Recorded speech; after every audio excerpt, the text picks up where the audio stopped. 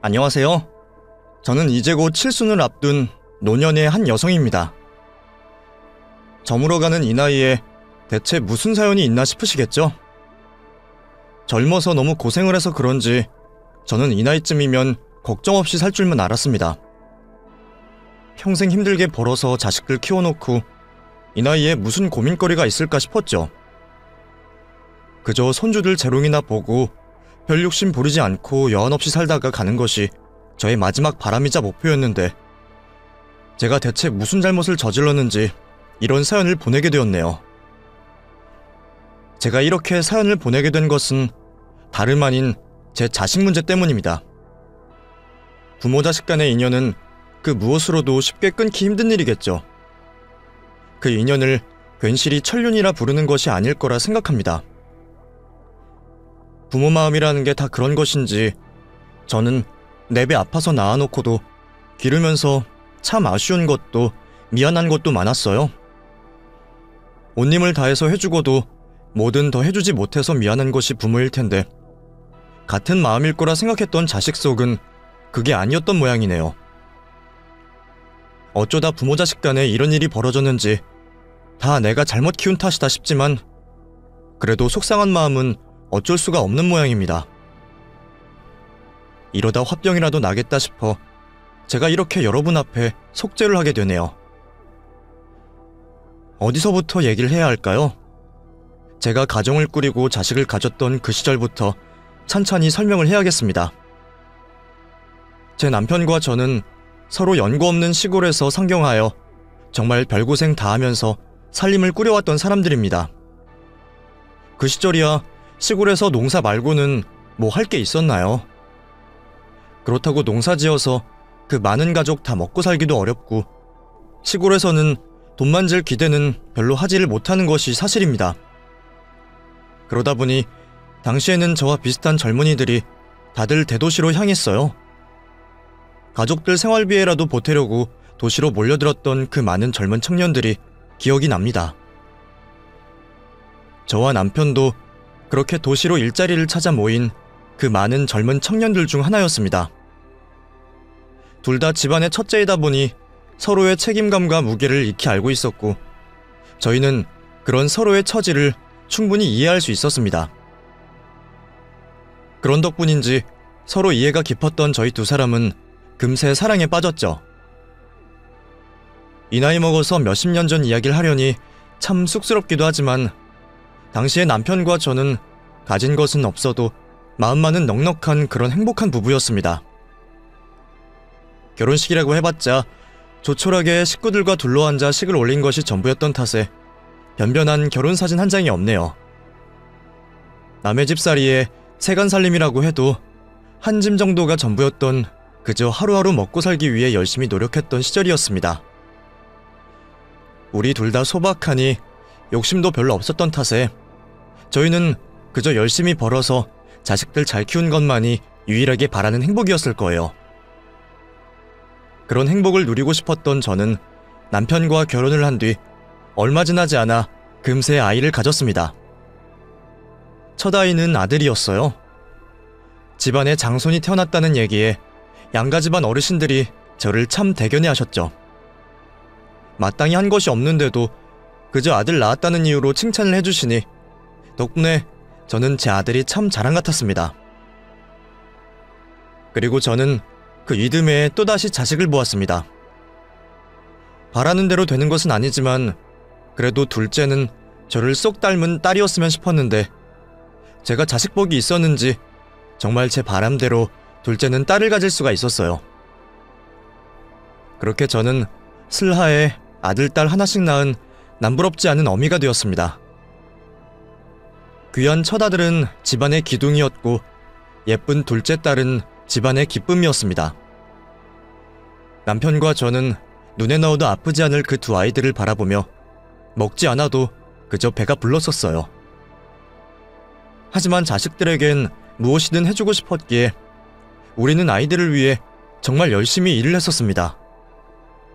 돈 버는 일이 쉬운 것도 아니고 그 돈 벌겠다고 밖에서 별소리 다 듣고 못 볼 꼴 다 보더라도 저는 아이들만 생각하면 항상 힘이 나곤 했었습니다. 그래서 몇십 년 세월을 속상한 것도 참고 아픈 것도 참으며 그렇게 견디고 살았습니다. 제가 그렇게 키워낸 귀한 자식들이었습니다. 아무리 열심히 살았어도 고만고만한 형편에 내 욕심만큼 다해주진 못했지만 그래도 저는 자식들에게만큼은 우리가 해줄 수 있는 한에서는 다 해줬다고 생각했습니다. 하지만 그렇게 해도 늘 미안하고 애틋하기만 하네요. 그 사이 세월이 훌쩍 흘러 내 자식들이 그 시절에 내 나이만큼 자랐네요.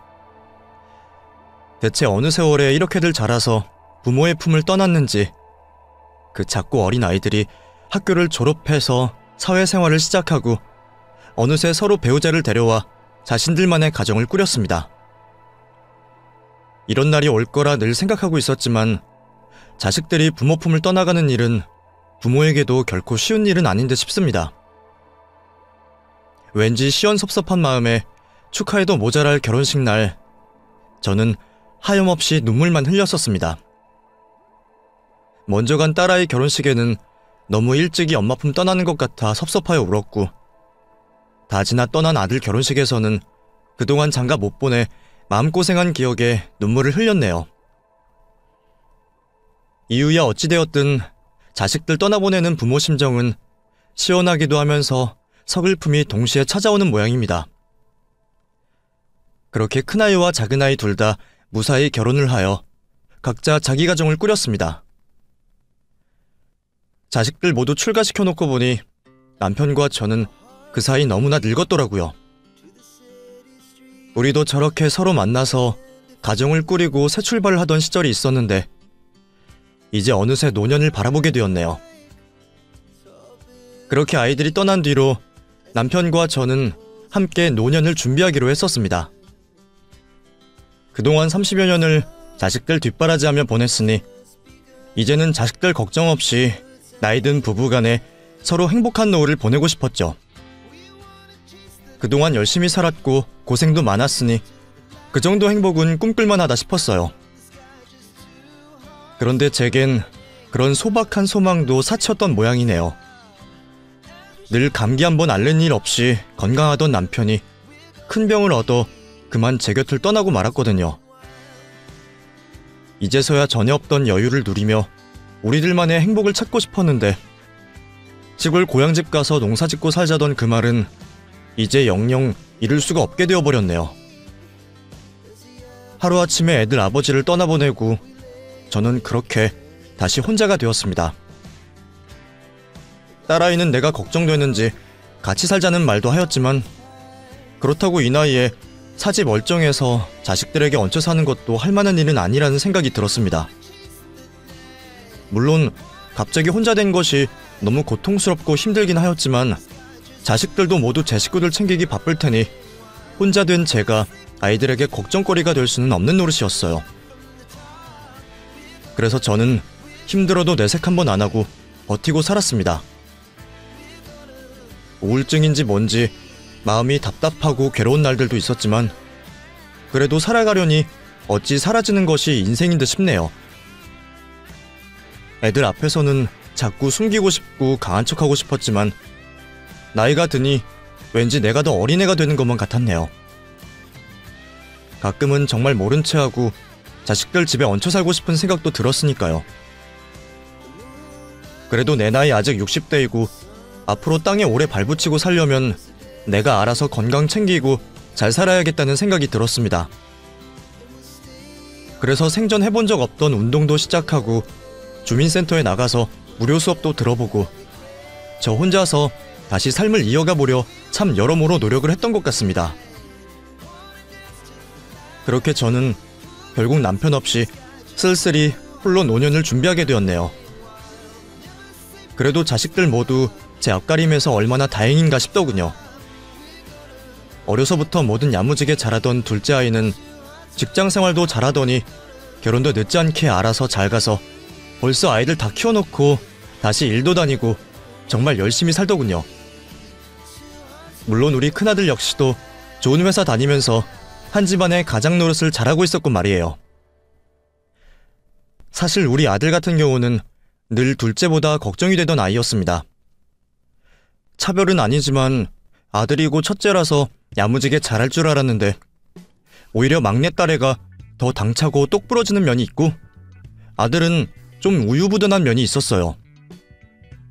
그래도 학창시절엔 공부밖에 모르고 성실한 아이였는데 그러던 애가 대학에 가서는 갑자기 무슨 음악을 하겠다고 용돈으로 기타며 악기며 사서 지방에 들이더니 언젠가부터 집에도 늦게 들어오고 일탈을 하는 일들이 많아지더라고요.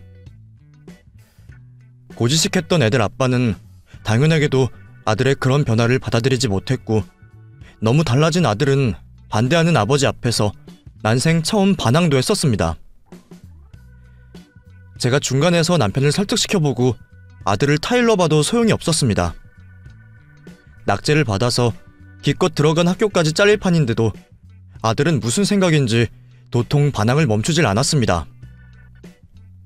그러다 기어이 지 아버지와 싸워 집을 나가버렸고 그 뒤로 영영 돌아오지 않았어요. 그래도 자식 이기는 부모 없다고 남편은 여전히 아들의 학비를 지원했고 저는 부업을 늘려 아들의 생활비를 붙였습니다. 차라리 그때 지 알아서 살게 내버려뒀어야 하는데 이제 와서 후회가 막심하네요. 그래도 아직 어린 자식을 어떻게 가만히 두고 볼 수 있었겠어요? 다행히 아들은 머지않아 정신을 차리고 학교를 무사히 졸업했습니다. 결국 자기도 현실을 깨달았던 거겠죠. 하지만 그동안 버린 시간은 돌이킬 수가 없었고 덕분에 아들은 뒤늦은 졸업에 쫓겨 30이 다 되어서야 첫 직장을 가지게 되었습니다. 큰애가 그러는 동안 혼자서도 잘하던 딸아이는 그 사이 회사도 열심히 다녔고 직장 다니면서 벌었던 돈을 차곡차곡 모아서 부모 도움 없이 시집도 잘 갔어요. 하지만 늦은 나이에 취업한 아들은 결혼도 꽤 늦은 편이었습니다.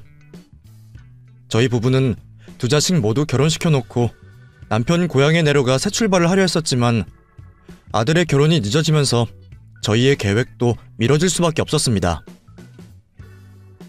그러는 사이 우리도 나이 먹었고 아들도 나이를 먹었네요. 아들은 30 중반이 넘도록 결혼할 생각이 별로 없어 보이더니 어느 날 아주 갑작스럽게 결혼할 여자를 데려왔습니다. 누군가를 데려왔다는 소식에 기쁘기는 했지만 혼전 임신이라는 얘기에는 좋아할 수만은 없었어요. 그래도 남의 귀한 딸 임신시켜서 반대할 수도 없는 거고 저희는 군말 없이 허락하는 수밖에 없었습니다. 덕분에 뭘 재고 따지고 할 것도 없이 서둘러 아이들 결혼을 시켰죠. 배부르기 전에 결혼시키려다 보니 빼먹은 것도 많고 건너뛴 것도 참 많았네요. 게다가 지 혼자 결혼 준비 다 했던 딸아이와 달리 큰애는 모아둔 돈이 별로 없다며 저희에게 도움을 받았었습니다. 애 키우려면 집은 있어야겠으니 어쩌겠어요. 우리가 많이 도와줄 수 있는 형편도 아니었는데 결국 전 재산 털어주다시피 해서 아들 집을 도와줬습니다. 사정이 그렇게 되는 바람에 제가 딸아이에게 참 많이 미안했어요. 자기 결혼할 때는 냉장고 하나 사주고 오빠 결혼할 때는 집 살 돈 해줬다고 얼마나 속이 상했겠습니까? 그런데 우리 딸애는 기분 나쁜 내색 한번 안 하더라고요. 솔직히 저는 딸아이에게 미안하고 고마운 것이 참 많았었습니다. 어찌 보면 연년생이라 두 아이를 같이 키우는 바람에 그만큼 막내 대우를 못해줬던 것 같기도 하고 알아서 잘하는 모습을 보며 은근히 믿고 맡겼던 것 같네요. 해준 것 없이도 알아서 잘 사는 딸아이만큼 큰애도 알아서 잘 살았으면 얼마나 좋았을까요? 그런데 이번에는 며느리가 문제더라고요. 사고 쳐서 임신한 탓에 예정이 없이 회사를 관두게 되었던 며느리는 갓난아이 낳아두고 일을 나가겠다며 제게 육아를 부탁했었습니다. 하지만 저도 그때는 남편이 아파서 도와줄 만한 상황이 아니었어요. 남편 때문에 못 도와주겠다 했는데도 몇 번이고 찾아와서는 애걸복걸을 하더라고요. 어머니, 저희 사정 아시잖아요. 제가 같이 벌어야 지호 아빠도 숨통이 트이죠. 어머니가 저희 조금만 도와주세요. 네? 아휴, 나도 사정이 있잖니. 내가 지금 혼자 노는 것도 아니고 네 시아버지 저러고 있는데 내가 어떻게 애까지 돌보겠어. 자꾸 부탁하는 며느리에게 저는 미안한 마음만 깊어졌습니다. 사실 며느리는 일찍 부모를 잃어 친정이 없는 탓에 나 말고는 어디 부탁할 곳도 없어 보였어요.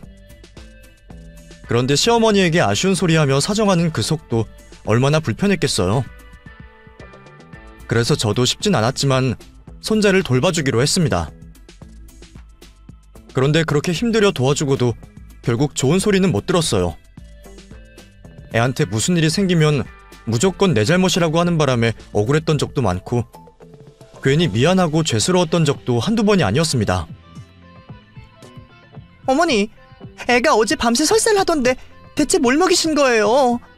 혹시 귀찮다고 찬우유 먹이신 거 아니세요? 뭐 잘못 먹이신 거 없으세요? 아니, 나는 네가 시키는 대로 했지. 평소랑 별 다를 것도 없는데 갑자기 왜 그러지? 아휴, 미안하다. 그냥 제가 다 죄인이었습니다. 그런데 결국 딸애가 그 꼴을 보고 말았고 그 일은 결국 자식들 간의 싸움으로 번졌어요. 그동안 소란 한 번 없던 집안에 큰 소란이 벌어졌네요. 옳게 해도 너무한 거 아니야? 지금 아버지 아프신 와중에 정신없는 우리 엄마한테 애를 맡길 생각을 해? 그래놓고 별 잔소리를 다 하고 그건 좀 아니지 않아? 그럴 거면 일을 그만두던가 사람을 구해. 괜히 불쌍한 우리 부모님 괴롭히지 말고. 솔직히 딸애가 잘못한 건 아무것도 없었어요. 그런데 아들 녀석은 그 일로 결국 지 동생과 싸우더군요. 너도 자식 키워봤으면 알 텐데 왜 다들 괜히 불쌍한 지 와이프만 괴롭히냐고 말이죠. 그 말 듣고 딸아이는 더 화가 나서 난리를 쳤고 덕분에 아이 봐주는 일은 지들 알아서 하기로 하고 갔네요.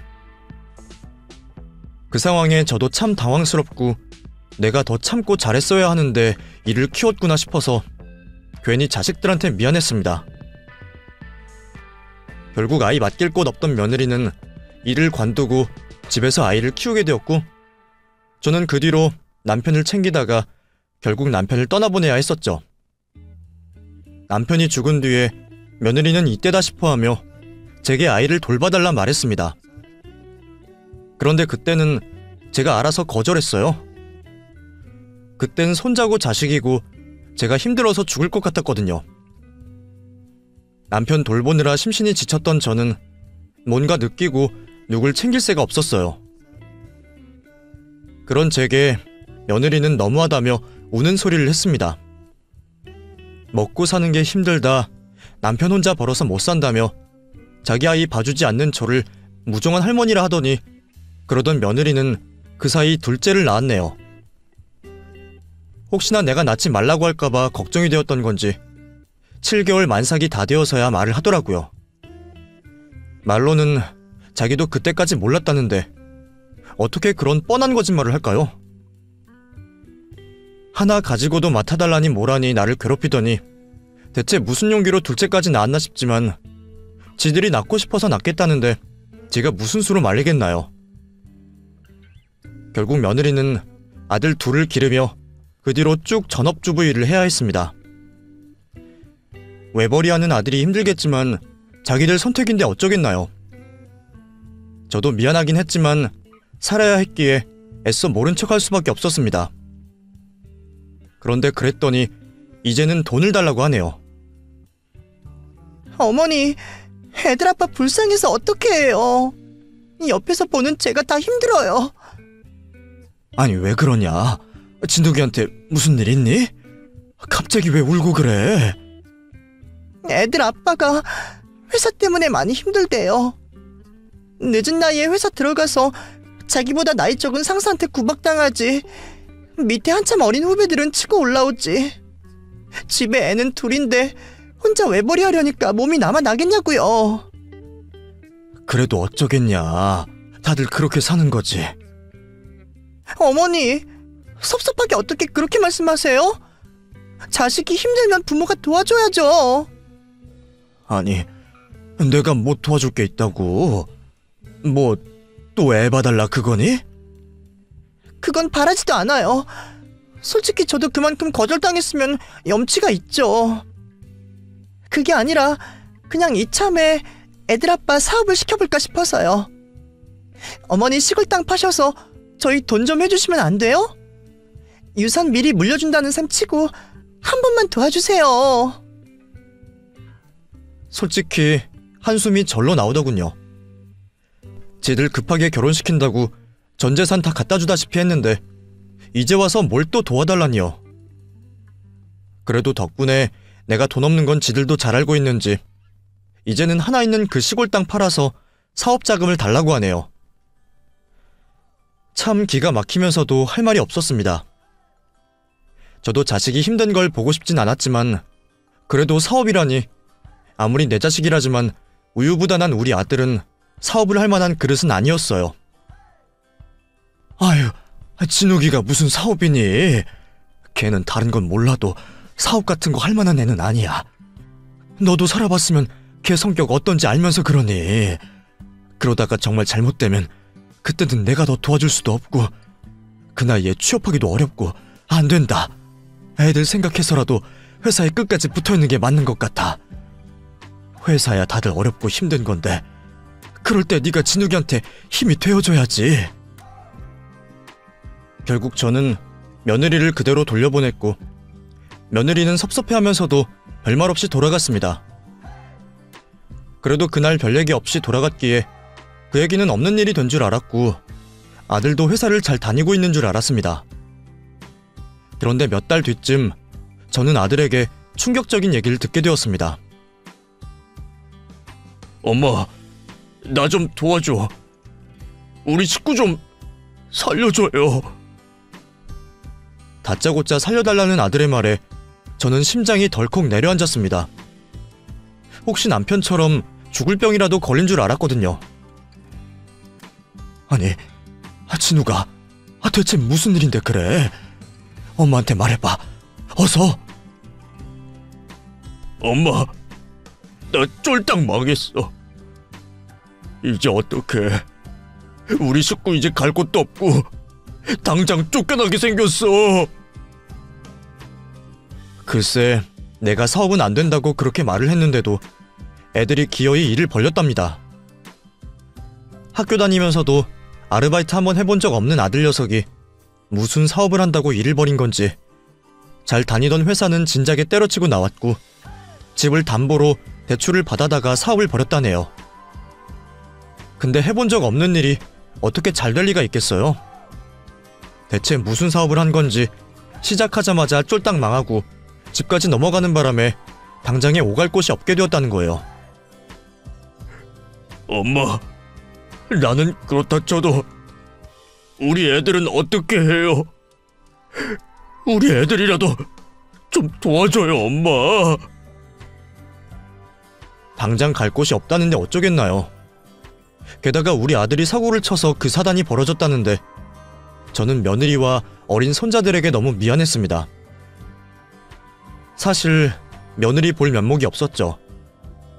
결국 그 뒤로 아들 식구들은 저희 집으로 들어와 살게 되었어요. 그때까지도 저는 딸아이에게 그 상황을 말하지 못했어요.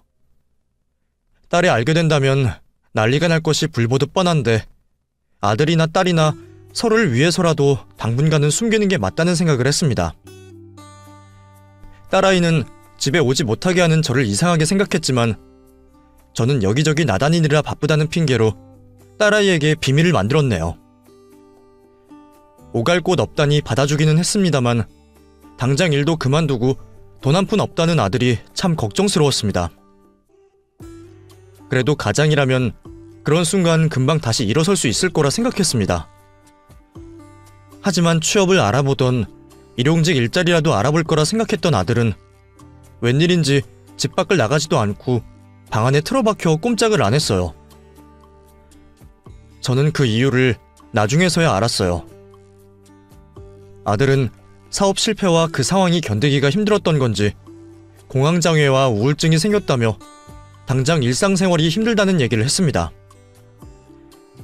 약을 먹지 않으면 잠을 못 자겠다며 괴로워하는 것을 보니 제가 거기다가 뭐라고 할 수가 없더라고요. 그렇다고 어린애 둘을 기르는 며느리가 나가서 일을 할 만한 상황도 아니고 그러겠다는 말도 하지 않더라고요. 결국 어쩌다 보니 제가 아들 식구들의 생계를 책임져야 하는 상황이 되고 말았습니다. 그동안은 연금 나오는 것 받아서 혼자 넉넉히 지냈는데 이제 먹여야 할 입이 넷이 늘어버리니 그곳으로는 도저히 생활을 꾸려갈 수가 없었네요. 게다가 먹기는 얼마나 먹고 여기저기 돈 나갈 일은 얼마나 많은지 그걸 다 나한테 바라는 며느리를 보면서도 저는 내 아들 탓이라 미안한 마음에 거절할 이유도 찾지를 못했습니다. 그래서 저는 가족들 생활비를 벌기 위해 나가서 일을 구해야 했습니다. 그것도 애들한테 걱정 끼칠까 싶어서 몰래 말이에요. 사실 그 나이에 일을 하는 것도 힘들지만 일자리를 구하는 것도 쉽지가 않았습니다. 내일 모레 칠순잔치할 노인한테 누가 쉽게 일자리를 주겠어요? 여기저기 다녀보고 면도 많이 구겨봤지만 다들 저를 짠하게만 볼 뿐 일 구하는 것은 쉽지가 않았습니다. 그래도 정말 운이 좋게도 청소업체에서 일을 구할 수 있었고 저는 그렇게 출장 청소 일을 하게 되었습니다. 요즘에는 도우미라고 한다는데 사실 하는 일은 옛날에 해봤던 파출부 일이나 다름이 없었어요. 그래도 예전에 비하면 별로 어려울 것도 없었고 내가 할 수 있는 일이 있다는 게 참 감사했습니다. 저는 돈 한 푼 없을 아들 내외를 위해 그렇게 열심히 일해서 돈을 벌었습니다. 몸살을 해가며 고생을 해서 겨우 200만 원 돈이었지만 그래도 애들한테는 큰 도움이 될 거라 생각했죠. 아들이 엄마를 봐서라도 다시 힘을 내서 일어섰으면 싶었고 며느리한테도 조금이나마 도움이 되기를 바랐습니다. 그렇게 매달 일을 나가면서 돈을 쥐어줬더니 애들은 내가 그 돈이 어디서 났는지 궁금해하지도 않았습니다. 내가 뭐 어디 돈방석이라도 깔고 앉아서 200씩 턱턱 줄 수 있는 줄 아는 모양이었어요. 그래서 그런지 그 소리를 또 하더라고요. 어머니, 매달 조금씩 이렇게 주지 마시고 차라리 시골 땅 팔아서 도와주세요. 저희 언제까지 어머니 집에 얹혀서 이렇게 살아요. 솔직히 어머니도 저희랑 지내는 거 불편하지 않으세요? 저희가 다시 일어서야 어머니도 마음 편하시잖아요. 아유, 그렇다고 그 땅을 어떻게 건드리니? 애초에 그 땅은 팔 생각도 없고 니들 몫도 아니다. 자식이 둘인데 니들한테 달라는 얘기냐? 어머니, 아가씨는 살만하잖아요. 차라리 지금 아들 도와주셔서 아들 덕 보시는 게 낫지 않으시겠어요? 이번에는 남편이 경험이 모자라서 일이 이렇게 되었지만 다음번에는 잘할 거예요. 애들 아빠 머리 좋은 거 아시잖아요. 솔직히 저번에도 어머니가 도와주셨으면 이런 일 없었을 텐데. 며느리가 아무리 섭섭하니 속상하니 말을 해도 저는 시골 땅을 건드릴 생각은 없었습니다. 애초에 내가 4살 깎아먹으면서 나가서 돈 벌어서 도와주는 건 다 이유가 있었어요. 그 땅은 우리 남편의 마지막 유산인데 그걸 어떻게 아들에게 홀랑 줄 수가 있겠어요? 주더라도 자식 둘에게 공평히 나눠야 맞는 얘기죠. 그래서 내가 우리 딸을 생각해서라도 그건 안 되겠다 얘기를 했더니 왜 매번 그렇게 딸만 챙기냐면서 또 섭섭하다는 소리를 하는 겁니다. 나는 그동안 지들이 나한테 뭐 해준 것 없이도 섭섭하다는 소리 한 번 안 했는데 애들은 왜 맨날 나한테 섭섭하기만 하는지 모르겠어요. 그래도 어쩌겠나요. 자식 잘못 둔 내 팔자다 싶어서 그렇게 참았습니다. 하지만 참아야 하는 것은 그건 말고도 많았어요. 여태 혼자가 익숙해졌는데 이제 와서 아들 식구들이랑 한 집 살려니 저는 편했겠나요? 게다가 며느리랑 살림을 공유하려니 이것저것 안 맞는 것도 많고 툴툴거리는 며느리 때문에 저도 이래저래 스트레스가 많았습니다. 그렇게 알게 모르게 스트레스가 쌓였던 건지 저는 언젠가부터 자꾸 환청을 듣고 건망증도 점점 심해지는 듯 했어요. 얘, 내가 여기 놔둔 내 팔찌 못 봤니? 내가 분명히 여기 놔뒀는데 말이야. 혹시 애들이 만진 건 아니니? 어머니, 애들은 지금 자고 있어요. 어머니가 잘못 기억하시는 거 아니에요? 저번에도 그러시더니 요즘 자주 깜빡하세요. 아유, 그런가 봐. 내가 요즘 정신이 없나 보다. 나이가 있어서 그런지, 신경 쓸 게 많아서 그런지 언젠가부터 크고 작은 물건들이 없어지고 엉뚱한 곳에 있는 일이 많아졌습니다. 그리고 애들은 못 들었다는데 저만 이상한 소리를 듣기도 하고 밤중에 자꾸만 잠을 깨우는 이상한 소리들이 들리기 시작했어요. 제가 그런 얘기를 꺼내면 병원에 가보자고 하는 탓에 말도 꺼내지 못하고 혼자 소가리만 하고 있었죠.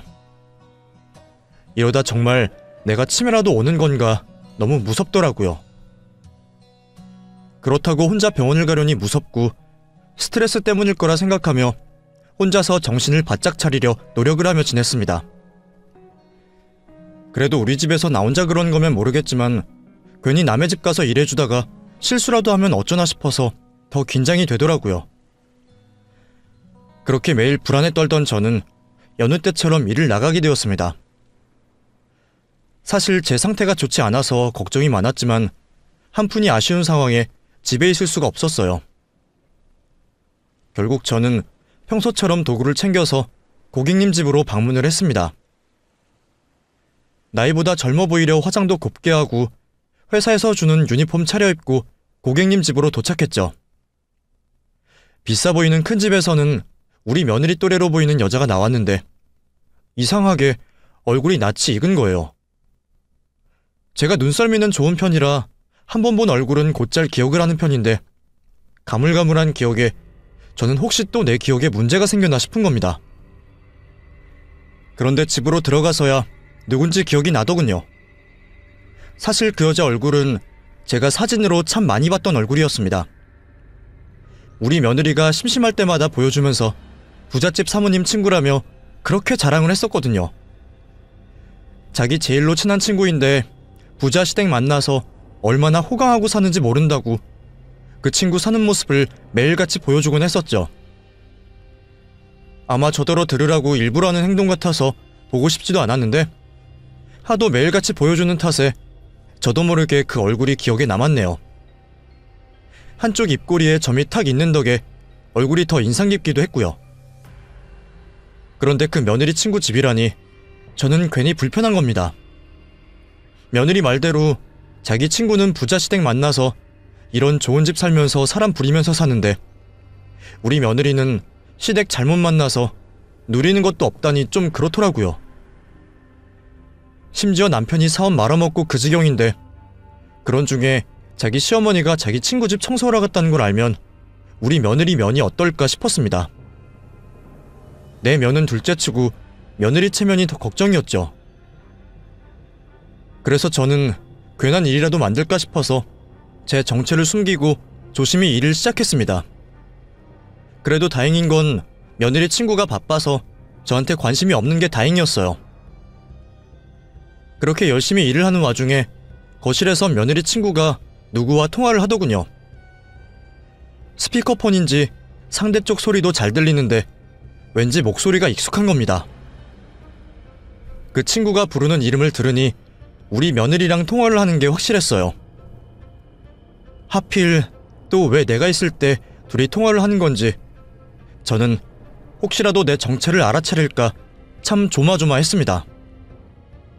그런데 그 친구도 설마 친구 엄마가 자기 집에 와서 일할 줄은 몰랐던 건지 별 생각 없이 며느리와 통화를 나누더라고요. 저도 평소 같으면 고객님들이 무슨 얘기를 하던 일부러 귀를 닫고는 했는데 그날은 며느리라는 걸 알아서 그런지 저도 모르게 자꾸만 귀가 열리는 겁니다.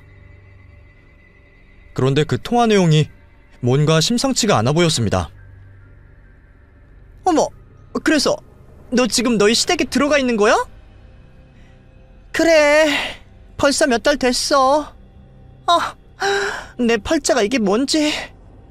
너는 좋은 시댁 만나서 그러고 사는데 나는 이러고 산다.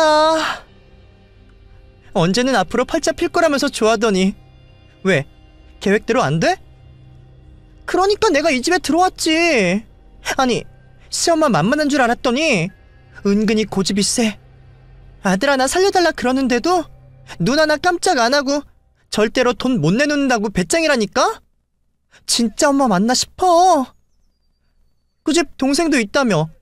그래서 그러는 거 아니야? 너한테 다 주면 그 집에서 가만히 있겠냐고.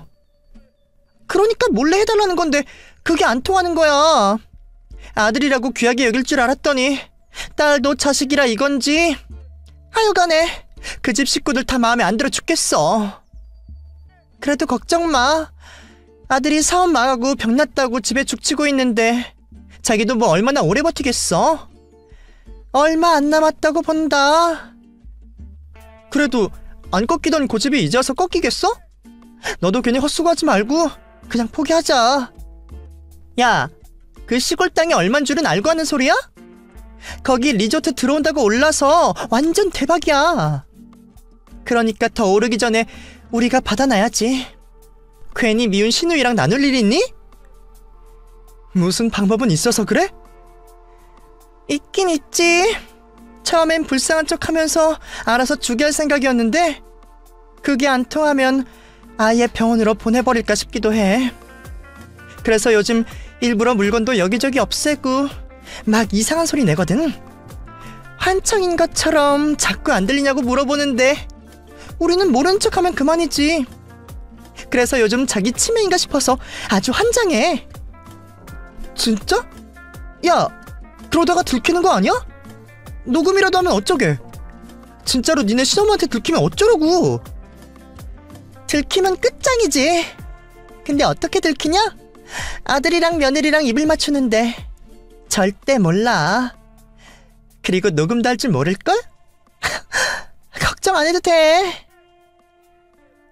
며느리와 그 친구의 통화 내용은 정말 충격적이었습니다. 그 대화를 모르는 척 듣고 있던 저는 하마터면 그 자리에 주저앉을 뻔했어요.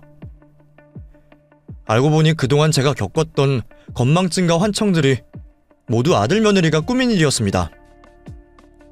내가 뭔가 이상하다 할 때마다 아들 며느리가 합심해서 저를 걱정하더니 그게 다 이것들이 짜고 버린 일이었어요. 나를 미쳐버리게 하던가 미친 것 같이 만들어서 보내버리던가 그러려던 모양이었습니다. 하지만 더 충격적인 일은 거기서 끝이 아니었습니다. 내가 그동안 며느리에게 아무 말 못했던 것은 다 내 아들 탓이라는 죄책감 때문이었는데 알고 보니 집을 말아먹은 것은 아들이 아닌 며느리였더라고요. 무슨 잘못된 투자에 빠져서 집까지 홀랑 날려먹은 바람에 우리 아들이 며느리 감싼다고 자기 탓이라며 내 도움을 바라고 온 겁니다. 나는 그것도 모르고 여태 며느리한테 아무 말 못하고 돈까지 갖다 줬는데 말이에요. 여자의 정신이 나간 아들놈은 지 엄마 등쳐먹을 생각으로 지 마누라랑 합을 맞췄네요. 아들 식구들 살려보겠다고 험한 일 마다 않고 다녔던 저는 하필 그 자리에서 아들 며느리의 계략을 알아버렸습니다. 그리고 믿었던 아들에 대한 배신과 인간 같지 않은 그 며느리라는 아이에 대한 분노에 치가 떨려왔습니다. 제가 그날 그 얘기를 듣지 않았으면 대체 무슨 일이 벌어졌을지 상상하고 싶지 않네요. 하지만 하늘의 도움인지 모든 진실을 알게 된 저는 그제서야 정신이 바짝 들었습니다. 그리고 그동안 딸에게 숨겨왔던 비밀을 그날의 진실과 함께 모두 털어놨죠. 옳게 그 여자 그럴 줄 알았어. 돈 할 때부터 이상하다고 했지? 그래서 내가 오빠랑 너무 가깝게 지내지 말라고 했잖아. 오빠 결혼하고부터 이상하다고. 그래, 네 말이 다 맞다. 그래도 내가 어떻게 아들이 길바닥에 나앉게 됐다는데 모른 척 하겠니? 그래, 엄마 마음은 알아. 근데 그래도 엄마 그 나이에 이게 무슨 고생이야. 차라리 나한테 얘기를 하지 그랬어. 속상해하는 딸의 모습을 보며 저는 차마 그 얼굴을 볼라치 없었습니다. 아들, 딸 둘 다 부족함 없이 잘해주고 싶었는데 왜 그렇게 늘 모자란 자식에게 손이 가는지 모르겠어요. 그래서 더더욱 알아서 잘 커준 딸에게 미안함이 많았습니다. 그리고 늘 이렇게 내가 아쉬울 때는 딸의 도움을 받게 되네요. 염치가 없지만 이제 자식은 딸아이 하나뿐이란 생각에 저는 결국 딸아이의 손을 빌릴 수밖에 없었습니다. 딸아이는 그날로 저희 집으로 들어가 지 오빠와 올케를 쫓아내버렸습니다. 물론 아들놈도 순순히 가만히 있진 않더군요. 너 지금 뭐하는 거야? 네가 뭔데 우리더러 나가래 말해하냐? 너는 동생이 돼서 네 오빠랑 조카들이 불쌍하지도 않아? 엄마랑 우리 사이의 일을 왜 네가 들쑤셔? 다 알고 왔다는데도 어쩜 그렇게 뻔뻔해? 오빠, 내가 너를 오빠로 가족으로 생각한 건 결혼 전까지였어. 내가 너 결혼한다고 했을 때도 분명히 말했지. 사고 쳐서 자기 가정 꾸렸으면 알아서 책임지고 괜히 부모님한테 걱정시키지 말라고. 나도 봐주는 건 여기까지야. 당장 안 나가면 주거침입으로 신고할 거니까 빨리 나가! 딸아이가 난리치는 통에 결국 아들 내외가 집을 나가긴 했지만 일은 거기서 끝이 아니었습니다. 딸아이는 벼랑 끝에 몰린 아들놈이 분명 가만히 있지 않을 거라며 법적인 문제를 위해서 저의 성년 후견인을 자처하기로 했습니다. 엄마, 올케랑 오빠가 엄마 정신 이상하다면서 몰아갈지도 몰라. 그러면 엄마 의사 없이도 엄마 재산 처리해버릴 수 있어. 그러니까 내가 엄마 후견인이 되어서 엄마 재산을 지켜야 해. 엄마, 나는 믿지? 내가 엄마 끝까지 지켜줄게. 나는 시골 땅이고 돈이고 없어도 돼. 나한테 하나도 안 줘도 되니까 엄마는 엄마 거 지켜. 그렇게 저는 제 딸을 성년 후견인으로 지정하고 시골 땅의 명의를 딸에게 넘겼습니다. 애초에 자식들에게 주려던 땅이었으니 이제 유일한 제 자식인 딸에게 주는 것이 맞겠죠. 그런데 아니나 다를까 아들놈이 그 소식을 듣고 난리가 난 겁니다. 저와 딸을 고소하겠다면서 집까지 찾아와 행패를 부렸어요. 지 애미도 못 알아보고 지 마누라 말만 듣고 패악을 부리는 아들을 보며 저는 인생을 헛살았다는 후회가 들었습니다. 결국 저희는 긴 소송을 시작했어요. 소송이 쉬운 것도 아니고 돈도 시간도 많이 들었기에 제가 하기에는 역부족이었습니다. 그럴 때 딸이 있어서 얼마나 다행이었는지 몰라요. 딸아이는 자기 사비를 털어서 변호사를 구해 저를 도왔습니다. 그렇게 딸아이는 지 오빠랑 싸우면서 끝까지 저를 지켜주었고 애미를 정신병원에 보내고 재산을 차지하려는 오빠와 올케로부터 엄마를 지켜냈습니다. 제가 그날 며느리가 친구와 통화하던 내용을 녹음해두었던 게 나름 도움이 되었네요. 녹음한 것도 다 딸아이가 가르쳐줬던 거였는데 이번에도 딸 덕분이다 싶어요. 결국 소송은 저희가 이겼어요. 소송은 무사히 끝났고 앞으로 아들과 볼 일은 없게 되었지만 그래도 부모인 제 속은 참담한 심정입니다. 딸은 속상해하는 제게 앞으로 자기가 오빠 목까지 잘하겠다고 저를 달래주었지만 저는 제 손으로 천륜을 끄는 사실과 자식을 잘못 키웠다는 죄책감에 하루하루 힘이 드네요. 딸에게도 그런 꼴을 보여서 미안하고요. 그래도 목숨은 건져서 다행이라 해야 할지 그런 생각이 드는군요. 그래서 저는 앞으로는 제 남은 목숨 딸에게 못해준 것 해주면서 살고 싶은 마음입니다. 앞으로 제가 얼마나 더 살아갈진 모르겠지만 저는 앞으로 제 자식은 하나다 생각하고 살려고요. 혹시 저같이 안타까운 사연을 가지신 분이 어디 또 계실지 모르지만 저도 이렇게 사는 것을 보시며 여러분도 힘을 내시길 바랍니다.